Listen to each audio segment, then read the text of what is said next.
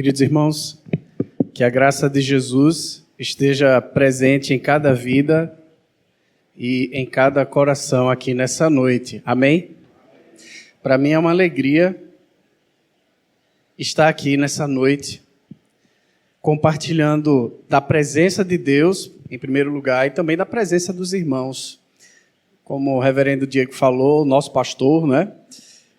Alguns já me conhecem de longas datas, outros vão passar a nos conhecer, e nós temos a expectativa, boa expectativa, de termos um tempo aqui de muita edificação para a glória do Senhor.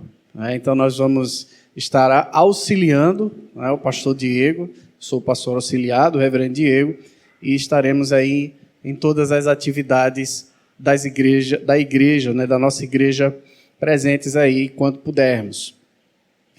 Amados, sem mais delongas, eu gostaria de convidar você a abrir a palavra de Deus na carta do apóstolo Paulo à igreja de Colossos, aos Colossenses, capítulo 1. Nós vamos dar continuidade à exposição da carta de Paulo aos Colossenses.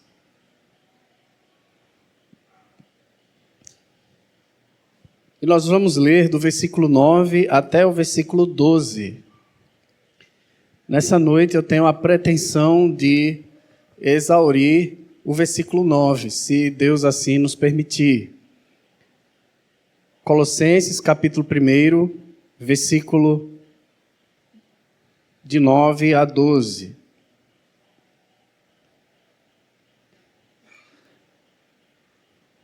Diz assim a palavra do Senhor: por esta razão, também nós, desde o dia em que o ouvimos, não cessamos de orar por vós e de pedir que transbordeis de pleno conhecimento da sua vontade, em toda a sabedoria e entendimento espiritual, a fim de viverdes de modo digno do Senhor, para o seu inteiro agrado, frutificando em toda boa obra e crescendo no pleno conhecimento de Deus, sendo fortalecidos com todo o poder, segundo a força da sua glória, em toda a perseverança e longanimidade, com alegria, dando graças ao Pai, que vos fez idôneos à parte que vos cabe da herança dos santos na luz. Amém. Que o Senhor Deus, por meio do seu Espírito, Ele aplique a palavra dEle às nossas vidas, que traga transformação, que traga exortação, que traga renovação para cada um de nós. Eu queria ter mais uma palavra de oração, convidar você a fechar os seus olhos e vamos falar com Deus. Peça para que o Senhor fale com você nessa noite. Senhor Deus, continuando em Tua presença, Pai, primeira coisa, quando nós estamos em Tua presença, é reconhecer que nós não passamos de pó. E também, Deus, queremos declarar que sem Ti nada nós podemos fazer. E nessa noite tão alegre, porque estamos aqui na Tua presença, junto com a Tua igreja, nós queremos ouvir a Tua voz. E sabemos que, se for depender do homem, nada aqui sairá para o Teu agrado. Mas nós queremos depender do Teu Espírito, Deus, e pedir que o Senhor fale ao nosso coração nessa noite. Em nome de Jesus. Amém. Amados irmãos, a carta do apóstolo Paulo à igreja de Colossos, ela ainda e será, porque a palavra de Deus ela é importante para os nossos dias. Quando nós olhamos o tempo em que nós vivemos, as dificuldades que se nos apresentam, os conflitos que nós enfrentamos hoje, nós percebemos que a mensagem de Colossenses ela é uma mensagem atual. E para tudo aquilo que nós enfrentamos em nossa era, nesses dias, que a palavra coloca ali a qualidade de dias maus, Jesus Cristo é a resposta e a solução para todo o dilema da humanidade. Se há uma mensagem que o apóstolo Paulo faz questão de deixar claro para a igreja de Colossenses, é que a Cristo pertence todo o poder, toda a honra e toda a glória. Tudo é para Ele, tudo é por Ele, tudo é dele. Quando nós observamos, irmãos, os nossos dias, percebemos um avanço na ciência, por exemplo. O conhecimento científico, tecnológico, ele aumentou de uma forma assustadora nesses últimos anos. Do século passado para cá, então, o avanço tecnológico, científico, tem sido enorme. Tanto é que os próprios cientistas e da sua própria área de conhecimento, às vezes eles têm alguma dificuldade para acompanhar tantas informações. Então, centenas de páginas de artigos e de descobrimentos são publicados todo ano, irmãos. É muito conhecimento, é muito avanço tecnológico, científico, desde a microbiologia até mesmo ao estudo das galáxias, do espaço. Então, nesse campo, em nossos dias, tudo tem sido muito... o conhecimento tem sido muito grande. E o que é interessante é que quanto mais conhecimento a humanidade adquire, mais distante ela fica de Deus. Mais questionamentos acerca das verdades absolutas que fazem parte da Bíblia Sagrada. Então eles começam a questionar: Deus, ele faz parte do universo ou ele criou o universo? O mundo e tudo que existe é uma criação ou é uma evolução? Mas a carta aos Colossenses nos responde isso. Colossenses capítulo 1, versículo 16, a palavra é categórica. E Paulo, ele fecha essa questão de uma forma absoluta. Ele diz: porque nele foram criadas todas as coisas que existem, nos céus e na terra, visíveis e invisíveis, sejam eles tronos, sejam eles domínios, sejam eles principados, sejam eles poderes, todas as coisas foram criadas por Ele e para Ele. Louvado seja o nome de Jesus. Então, a resposta de Paulo a todo esse questionamento, e para nós hoje, diante desse avanço tecnológico, científico, em todas as áreas do conhecimento, é que Cristo é o Criador, e tudo foi feito para a glória de Deus. Quando nós olhamos o tempo em que nós vivemos, nós percebemos, irmãos, que a nossa era também é caracterizada pelo ecumenismo. Então, muitas pessoas, elas se esforçam para unificar as religiões.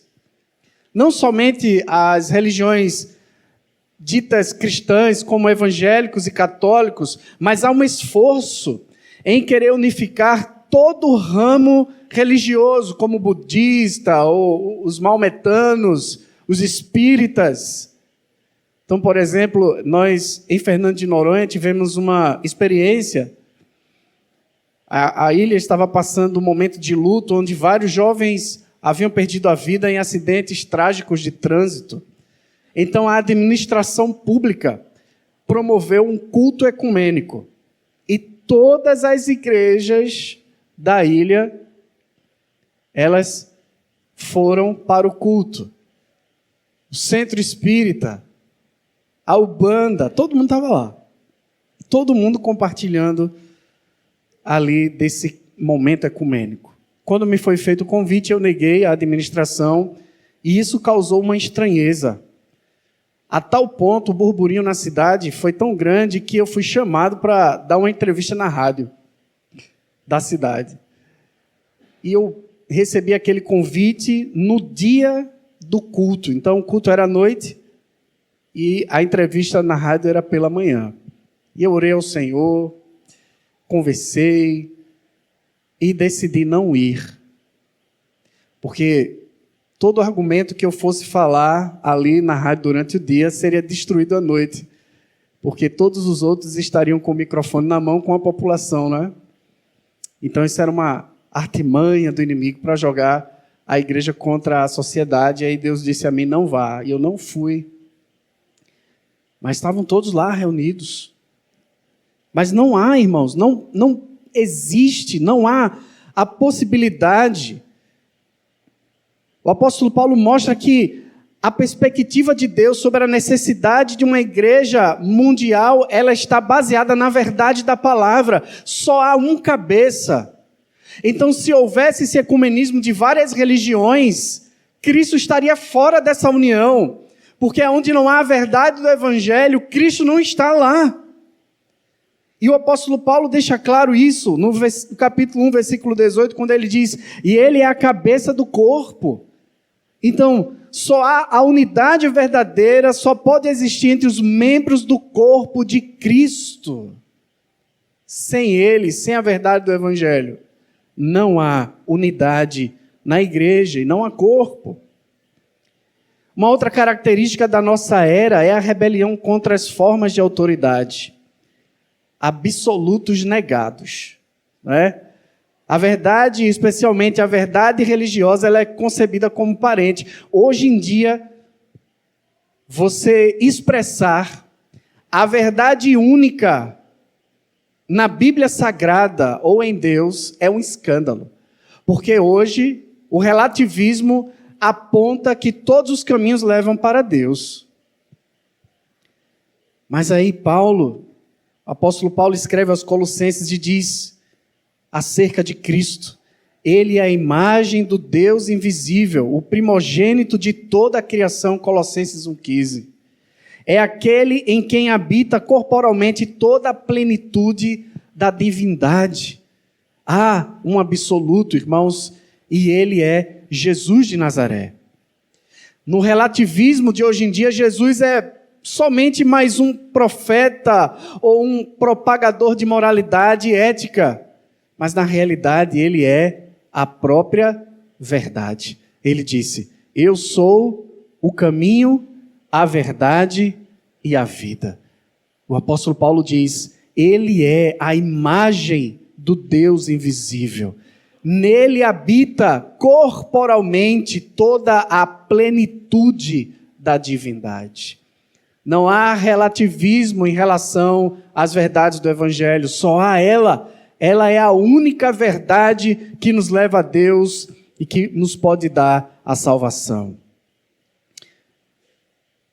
Para terminar essa parte introdutória, irmãos, da carta aos Colossenses, nós vivemos em uma era escatológica. Guerras, catástrofes ambientais, e isso vem gerando na sociedade várias teorias do final do mundo. Vários livros são publicados. Mas o apóstolo Paulo também, ele encerra essa questão quando lá em Colossenses 3,4, ele diz o seguinte, quando Cristo, que é a nossa vida, se manifestar, então também vós sereis manifestado com ele em glória. Colossenses responde o seguinte, o mundo não vai acabar por causa das guerras. O final de todas as coisas não vai encerrar por causa de problemas ambientais. Mas todo olho verá quando o Filho de Deus, ele vier dos céus, na sua glória com os santos anjos. E todo joelho vai se dobrar, e toda língua vai confessar que Cristo é o Senhor. Colossenses diz isso, eles todos verão Jesus. Aí será o fim. O apóstolo Paulo, irmãos, ele escreve essa carta quando ele estava preso. Essa é uma das cartas da prisão do apóstolo Paulo. Enquanto ele tinha rogado, apelado para ser julgado pelo imperador romano, ele recebe então uma visita de Epáfras, o fundador da igreja de Colossenses. E Epáfras, ele traz as informações do progresso da igreja. Então, a igreja tem algumas marcas positivas ali. A fé em Cristo, então ele deixa claro isso. O amor para com todos os irmãos e a esperança dos céus. Mas, além disso, Epáfras, ele também compartilha com Paulo algumas dificuldades que a igreja estava passando. Falsos mestres estavam dentro da igreja ensinando um falso evangelho, uma doutrina estranha às Sagradas Escrituras. Era chamada de a heresia de Colossenses, era uma mistura de judaísmo legalista, filosofia humana com tradições, ascetismo, culto aos anjos, negação da plena divindade de Cristo. Então, por isso que o apóstolo Paulo, ele escreve aos Colossenses e enaltece e reafirma a suficiência de Cristo, que ele é supremo sobre toda a criação e sobre todas as coisas. Jesus, irmãos, é o início e o fim de tudo. E nessa sessão, né, o reverendo Diego falou que terminou no versículo 8, né, na pregação passada. Nós vamos ver o versículo 9. Olhe lá para a sua Bíblia, ela diz o seguinte: por esta razão, desde o dia em que o ouvimos, não cessamos de orar por vocês e de pedir que sejam cheios do pleno conhecimento da sua vontade, com toda a sabedoria e entendimento espiritual. Então, após o apóstolo Paulo ele escutar o relato de Epáfras, ali nos versículos 3 a 5, nesse momento, no versículo 9, o apóstolo Paulo ele reafirma seu compromisso de oração por esse povo, pelos crentes de Colossos, e revela o conteúdo dessa oração. Irmãos, é interessante porque o apóstolo Paulo, ele poderia começar a sua refutação aos mestres simplesmente ali produzindo um documento, né, apologético de defesa da fé. Mas existe uma ação que faz parte da vida da igreja e que não pode ser negligenciada em nenhum momento da vida eclesiástica. A primeira ação dos filhos de Deus, dos servos do Senhor, em qualquer situação que nós venhamos a nos deparar, é por meio da oração. Nós precisamos buscar a presença de Deus em oração. O apóstolo Paulo, ele começa a lutar contra os falsos mestres de joelhos diante de Deus. E ele reafirma isso a partir do versículo 9. Ele tinha falado no versículo 3, versículo 9. E ele então, nessa oração, irmãos, ele expressa o conteúdo dela. Aqui é o registro do conteúdo da oração de Paulo. Não é a própria oração de Paulo, mas é o registro do conteúdo da oração do apóstolo Paulo, que estava preso, mas mesmo sabendo da situação dos crentes em Colossos, lá na cadeia, ele começa a orar pelos crentes. Irmãos, a importância da oração na igreja, a importância da oração na vida do crente é primordial. Tudo que nós venhamos a fazer deve ser por meio e debaixo da oração, da busca da presença de Deus. O apóstolo Paulo nos ensina que mesmo sem conhecer pessoalmente, mesmo sem poder estar presente, mas há uma ação, irmãos, que ela ultrapassa a geografia, que ela ultrapassa o tempo, que ela pode alcançar as pessoas. Então, todo filho de Deus, toda filha de Deus tem a possibilidade, por meio da oração, de abençoar as vidas dos servos de Deus, dos nossos irmãos em Cristo. Hoje nós não estamos no campo missionário estrangeiro, mas nós podemos orar por aqueles que estão lá. Há uma grande responsabilidade, irmãos, e o apóstolo Paulo, ele sabia disso. ele entendia a importância de interceder por todos os homens, de interceder pelas igrejas, de interceder pelos irmãos. Então há uma ferramenta extraordinária que nos permite alcançar e abençoar, irmãos, a vida dos nossos queridos, companheiros de fé. É a oração. A oração, irmãos, a Deus, ela tem muito valor. E é isso que o apóstolo Paulo, ele não somente ensina a igreja, como ele pratica isso. Você observa, por exemplo, que o ministério de um apóstolo, ele era voltado para a palavra e para a oração. Isso está lá em Atos capítulo 6, a partir do versículo 4. E quando nós olhamos essa oração do apóstolo Paulo aqui no capítulo 1, versículo 9, a partir do versículo 9, nós percebemos que ela está dividida em dois momentos. O momento de petição, onde ele coloca diante de Deus os seus pedidos, as suas ansiedades. E o segundo momento é o momento do agradecimento. No versículo 3 ele diz: eu agradeço a Deus nas orações. E no final ele também vai agradecer a Deus.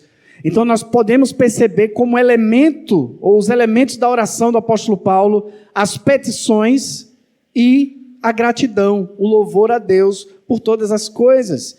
O apóstolo Paulo, irmãos, ele era consciente da importância das orações. Em praticamente todas as cartas que ele escreve, ele faz uma citação sobre oração. Eu queria falar algumas delas aqui. Observe como é importante para Paulo que os outros estivessem orando por seu ministério. Lá, em 2 Coríntios 1,11, ele diz: cooperando também vós, por nós, mediante orações, para que por muitos sejam dadas graças a nosso respeito, pela mercê que por meio de muitos nos foi feita. Ou seja, o apóstolo Paulo, ele pede aos coríntios, aos crentes de Coríntios, que orem por sua vida, por seu ministério. Filipenses 1:19, a palavra diz: porque eu sei que pela vossa oração e pela provisão do Espírito de Jesus Cristo, isto resultará na minha libertação. Isso aqui ele está falando, pedindo a Deus a libertação das cadeias ali em Roma. E ele conta com a oração dos santos. Observe, irmãos, todo o movimento do apóstolo Paulo é recheado de oração, tanto sua, quanto ele entende a importância da oração da igreja, porque Deus escuta a oração dos seus filhos, irmãos, amém? Deus escuta a oração dos seus filhos. E nós tivemos um momento importante em nossa vida particular, que eu queria compartilhar com vocês. A nossa filha tinha de 2 para 3 anos, a Heloísa, está ali atrás, e a Heloísa começou com uma dor de cabeça muito forte, e a gente não sabia o que era, com muita febre, muitas dores de cabeça. E nós socorremos ela à noite, ela ficou internada. A equipe médica veio, que estava de plantão, e fez um exame nela ali, e o diagnóstico não era muito bom. Era meningite. Ela estava com a rigidez na sua cervical e muita dor de cabeça. A dor de cabeça dela era tanta que ela chorava, irmãos. Chorava e pedia a Deus que a curasse. Teve um momento que eu chorei ali pedindo a Deus que passasse para mim a dor de cabeça dela. Mas era um momento de provação dela. E aí passamos a noite inteira em oração, não acionamos ninguém. Mas aí precisamos voltar em casa para pegar algumas roupas, e no caminho, no carro, eu acionei as irmãs de oração. Na época eu era pastor da igreja lá em Rio Doce, com um relacionamento muito bom com as Déboras, e aí acionei a irmã Ieda e disse: por favor, coloque no grupo de oração das Déboras, a minha filha está passando por isso. Estamos aqui internados. E aí fui falando para todo mundo que eu conhecia, pedindo oração. E os irmãos oraram. E a igreja orou. Para encurtar a história, irmãos, Para encurtar a história, Heloísa teve alta e foi curada, irmãos, ali no hospital. Heloísa foi curada pela graça de Deus e porque o Senhor desejou. Mas eu entendi, irmãos, naquele momento, a importância do suporte da oração da igreja. Só quem tem uma ligação espiritual e uma comunhão com Deus entende a importância da oração em todos os momentos da sua vida, irmãos. É como se nós não conseguíssemos enxergar o mundo sem a perspectiva de Deus sobre a nossa vida. Entendendo que Ele toma conta de nós e que Ele é o dono de todas as coisas. E que Ele é misericordioso e que Ele é gracioso. Que Ele é perdoador. Em vários outros textos, o apóstolo Paulo fala dessa necessidade de ter a cobertura de oração. Então, não há igreja sem oração, não há combate, irmãos, a falsos ensinamentos sem oração, não há crescimento particular e pessoal sem uma vida de oração, não há crescimento da igreja sem oração. E o apóstolo Paulo, fundador de várias igrejas, entendia isso, praticava e repassava o seu conhecimento para a igreja. Ele orava, irmãos. A Bíblia é repleta de exemplos, não é? De oração de uns para com os outros. Eu poderia citar vários e vários aqui. Vários exemplos, desde o Antigo Testamento até o Novo Testamento. A vida de oração da igreja. Mas não somente isso, irmãos. Paulo entende a necessidade da oração e nessa necessidade de orar, ele faz os seus pedidos. E aí a primeira parte, né, da sua oração é a petição. Não cessamos de orar por vocês. É interessante, o apóstolo Paulo, ele não parava de orar pelos colossenses. Ele entendia a importância da oração na vida da igreja. Lá em 1 Tessalonicenses 5,17, né? Estamos em Colossenses, mas em Tessalonicenses 5,17, o apóstolo Paulo diz, quem lembra? Orai sem cessar. Orai sem cessar. Ele pratica e recomenda. Nós devemos ver cada situação da vida relacionada a Deus. Então, se nós conhecemos alguém, nós podemos meditar sobre a condição daquela pessoa e orar pela salvação daquela pessoa. Quando nós recebemos mais notícias, nós oramos a Deus porque nós cremos que Ele pode intervir e mudar as situações. Então, se nós recebemos boas notícias, nós oramos agradecendo a Deus, porque isso glorifica a Deus. Quando Paulo olhou para o mundo ao seu redor, tudo que ele via o motivava a orar de alguma forma. Quando ele recebeu a notícia da igreja de Colossos, a primeira coisa que ele fez foi se colocar diante de Deus em comunhão e agradecer pela fé, pelo amor e pela esperança que a igreja produzia. Orar sem cessar, irmãos. Eu me lembro, por exemplo, do exemplo de Neemias. Você lembra do exemplo de Neemias? Quando ele estava prestes a entrar na presença do rei ali, Neemias conversa um pouco com Artaxerxes, lhe pergunta o motivo, né? O rei lhe pergunta o motivo da tristeza, ele responde. E depois o rei diz assim, o que é que você quer que eu faça? O que é preciso ser feito? Antes de responder ao rei, Neemias ora a Deus. E depois de orar, ele responde ao rei. Orai sem cessar, irmãos. O primeiro pedido do apóstolo Paulo é que os crentes sejam cheios do pleno conhecimento da vontade de Deus. Olha lá, versículo 9. e de pedir que sejam cheios do pleno conhecimento da sua vontade. Paulo pede que os colossenses sejam cheios do conhecimento da sua vontade. Irmãos, uma coisa interessante. Olha a solução que o apóstolo Paulo está dando para a problemática na igreja de Colossenses.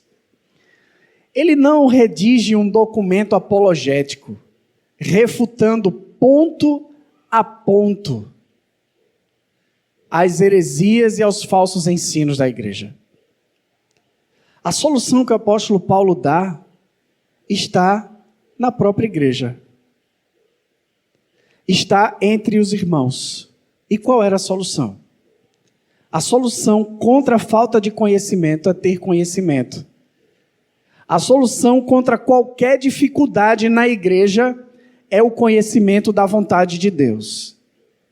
A solução para qualquer dificuldade particular na sua vida, seja de ordem emocional, é conhecer a vontade de Deus.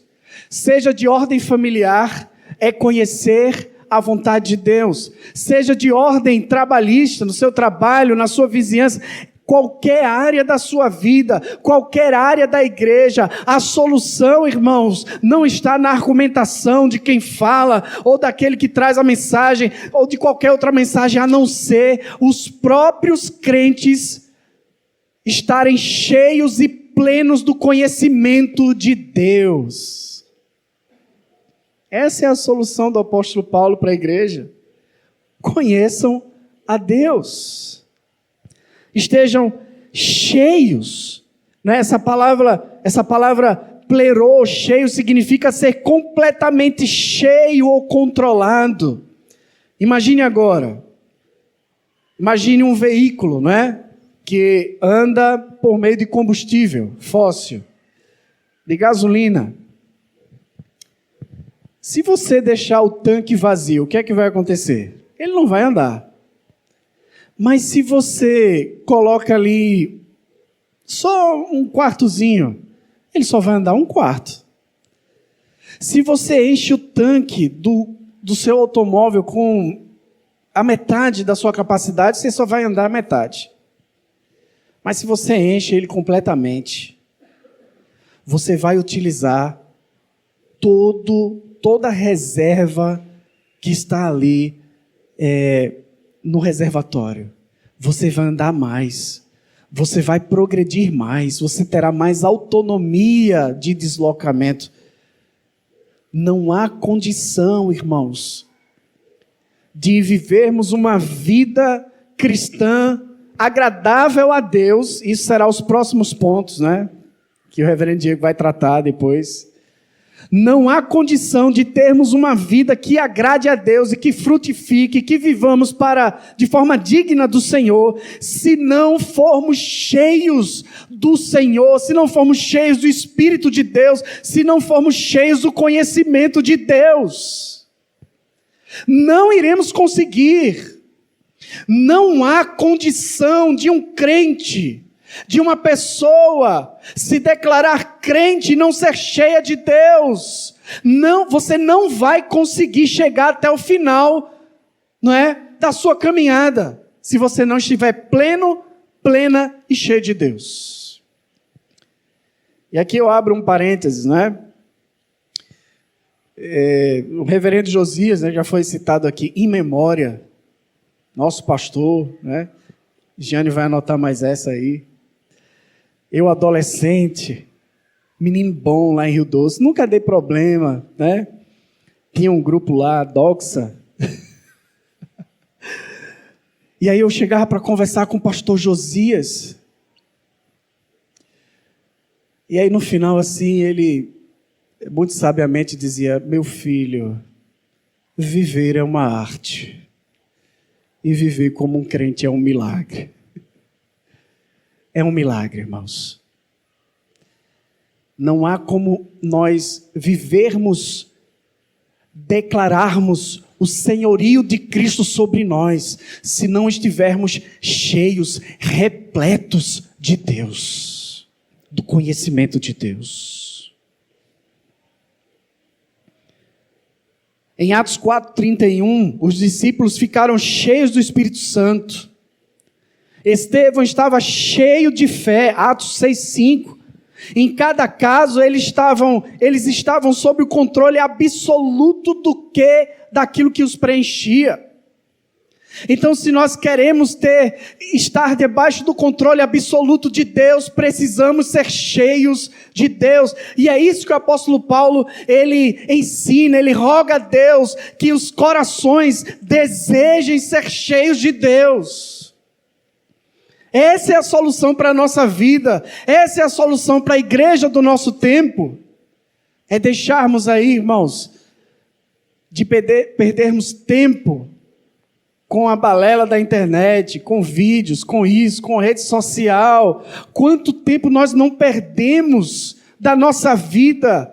E, ao invés de estarmos estudando e crescendo em Deus, nós perdemos tempo.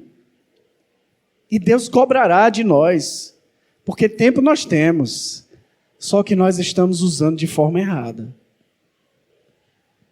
O apóstolo Paulo, ele entendia que a igreja não podia perder tempo, precisava crescer no conhecimento de Deus. Ele diz, no conhecimento. Essa palavra conhecimento aqui é epignose, conhecimento, né? É composto pela palavra grega traduzida como conhecimento, gnosis, né? De uma preposição, epi, significa, não é qualquer conhecimento, mas é um conhecimento aprofundado. Não é saber qualquer fato da história sobre Deus, mas é se aprofundar em Deus. O conhecimento de Deus, irmãos, o conhecimento aprofundado de Deus é um conhecimento relacional, é um conhecimento que produz transformação em nossa vida. Quem é aquele, irmão, que pode dizer que tem uma comunhão particular, íntima, pessoal, profunda com Cristo e não mudar a sua vida para a glória de Deus? Não tem como. Não tem como se encontrar com o Rei dos Reis todos os dias. A presença de Deus por meio do seu Espírito e continuarmos os mesmos. O que Paulo está propondo à igreja é se aprofundem em Deus, se aprofundem no conhecimento, não somente o conhecimento teórico, mas no conhecimento relacional e profundo com Ele. E isso nós conquistamos por meio da oração. Mas não é qualquer conhecimento de Deus. É o conhecimento da vontade de Deus. Olha o versículo 9 lá, o que é que diz? E pedir que sejam cheios do pleno conhecimento da sua vontade. Pergunto a você, meu irmão, aqui nessa noite, você que possivelmente esteja assistindo e adorando a Deus pela transmissão, você sabe qual é a vontade de Deus para você? Em todas as áreas da sua vida? Você tem certeza do que seja a vontade do Senhor para você?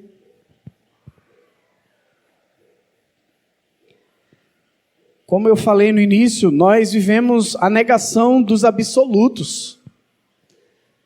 A nossa geração, irmãos, não acata uma verdade absoluta, tudo é relativo. Então, principalmente em princípios éticos e morais. Então, o que é bom para você não é bom para mim. O que está certo para você pode estar errado para mim e vice-versa. Então, não há uma base em que se apoiar. Não existe marcos, não existe verdade absoluta. Hoje em dia, as verdades elas são baseadas em opiniões humanas. Mas para o cristão, entendam isso. É isso que o apóstolo Paulo está falando à igreja. Para o crente há uma verdade absoluta, porque há um Deus absoluto, e a sua palavra é a verdade, e tudo aquilo que está nas sagradas escrituras, elas se tornam para os filhos de Deus a verdade prática das suas vidas. Não há meio termo. Nós temos marcos. Esse absoluto, que é a palavra do Senhor, é que deve dirigir a nossa vida.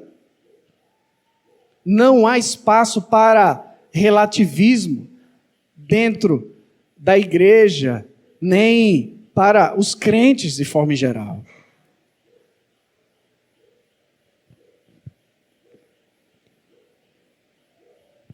Deus, irmãos, a Bíblia considera o conhecimento de princípios doutrinários absolutos como a base para uma vida piedosa. Conheça a vontade de Deus para você. A maioria das cartas de Paulo começa estabelecendo uma base doutrinária antes de passar para exortações práticas. Primeiro é a vontade de Deus. Eu conheço a vontade de Deus e depois eu pratico essa vontade. Nas Escrituras, uma vida agradável a Deus está sempre relacionada ao conhecimento dessa verdade. O pensamento contrário é destruição. Se nós não conhecermos a vontade de Deus, há uma perspectiva de sermos destruídos. É o que a palavra diz. Oséias capítulo 4, versículo 6, a Bíblia diz: meu povo está sendo destruído porque lhe falta o conhecimento. Em várias outras passagens da Bíblia, os profetas relatam a destruição, o exílio do povo de Deus por causa da falta do conhecimento. Como é que você adquire esse conhecimento? Primeiro você precisa desejar. Você deseja conhecer a Deus? Você deseja conhecer a vontade de Deus para a sua vida? Em segundo, irmãos, lugar, como é que eu posso conhecer a vontade de Deus? Primeiro, desejando. Segundo, com o auxílio do Espírito Santo. Não há como conhecermos a vontade de Deus com a ausência do Espírito de Deus. Porque conhecer a história bíblica, até um ímpio pode conhecer a história bíblica e falar para você. Eu conheço vários ímpios que conhecem o conteúdo da Bíblia, mas a sua vida está longe de Deus. A prática da sua vida, ela nega completamente o conhecimento. Então o conhecimento é adquirido pelo desejo de conhecer a Deus e também pelo auxílio do Espírito de Deus que habita ali no povo de Deus. Eu preciso também estudar a palavra, né? Precisamos estudar a palavra de Deus. Desejar, estudar e pedir o auxílio do Espírito Santo. Mas a vontade de Deus, irmãos, em alguns casos, ela está bem clara, porque a própria Bíblia já revela isso. Por exemplo, é a vontade de Deus que uma pessoa seja salva. Uma vez que alguém é salvo, é a vontade de Deus que ela seja cheia do Espírito Santo. Está na Bíblia, não é? Efésios 5, 17 e 18. Além disso, a vontade de Deus é a santificação. 1 Tessalonicenses 4, 3. Deus também deseja que o crente se submeta às autoridades do governo. 1 Pedro 2, 13 e 15. O sofrimento também pode fazer parte da vontade de Deus para o crente. 1 Pedro 4, 19. E por fim, a vontade de Deus é que demos graças por tudo. 1 Tessalonicenses 5, 18. Por tudo dai graças, porque essa é a vontade de Deus. Então, irmãos, não há questionamento sobre uma vida de santidade, não há questionamento sobre uma vida consagrada, não há questionamento sobre o enchimento do Espírito de Deus. Deus deseja isso de forma clara nas Escrituras Sagradas.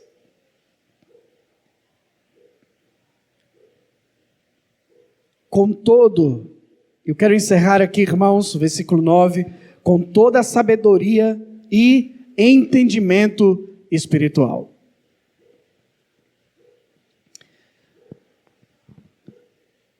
A obra de Deus, ela se realiza no contexto espiritual.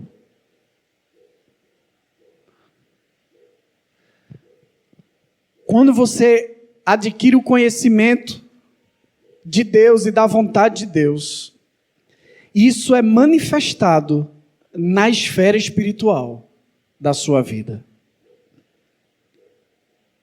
Se há, irmãos, um momento onde Deus ele deseja revelar as bênçãos, as ricas bênçãos espirituais conquistadas pelo seu Filho nas regiões celestes, é no momento espiritual. E qual é o momento espiritual? É quando nós voltamos a nossa vida, o nosso coração, a nossa mente, todo o nosso ser a buscar a presença de Deus por intermédio de Jesus Cristo. Seja de forma particular, seja de forma coletiva. Aqui, nessa noite, é o ambiente ideal, planejado por Deus, para que os crentes recebam as bênçãos espirituais. Momento do ajuntamento da comunhão. O que é que diz o Salmo 133? Ali Deus ordena a sua bênção. Entendem? Na comunhão, Deus ordena a bênção. No seu momento de leitura devocional, Deus ordena a bênção. No seu momento de oração, no seu jejum. Entendem? São movimentos espirituais que fazem parte do povo de Deus, e somente a mim e a você, que somos filhos de Deus e povo de Deus. É ali que Deus derrama as bênçãos. Qual é, irmãos, o final de conhecer a Deus? Qual é a finalidade de saber a vontade de Deus? Está lá no versículo posterior, que será tema para uma próxima pregação. A finalidade de obter conhecimento de Deus, da vontade de Deus, é para que tenhamos uma caminhada digna de Jesus, uma vida frutuosa, o crescimento espiritual, força e paciência. Pelo menos aí 5, desdobramentos do conhecimento de Deus. Veja que tudo começa em nossa vida, na igreja e com Deus, a partir do conhecimento de Deus e da sua vontade. Eu queria encerrar fazendo algumas perguntas para você nessa noite, como forma de aplicação. Nós vimos nessa noite a vida de oração do apóstolo Paulo. Tanto a sua prática em orar, quanto a necessidade de pedir a cobertura em oração para o seu ministério, quando ele estava aqui, quanto a recomendação à igreja de viver uma vida de oração. E aí eu pergunto, como está a sua vida de oração? Segundo, você tem orado por seus irmãos em Cristo?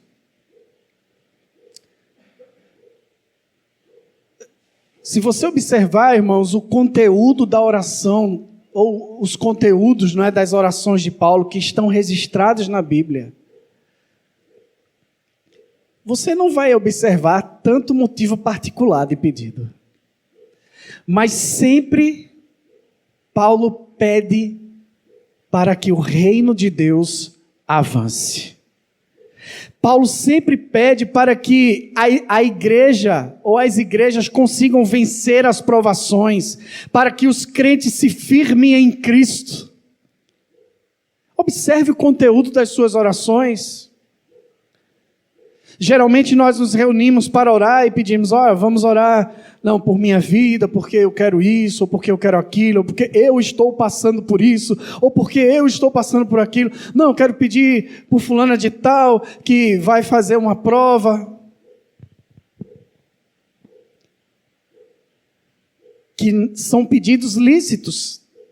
Mas quantas vezes nós pedimos pelo reino de Deus?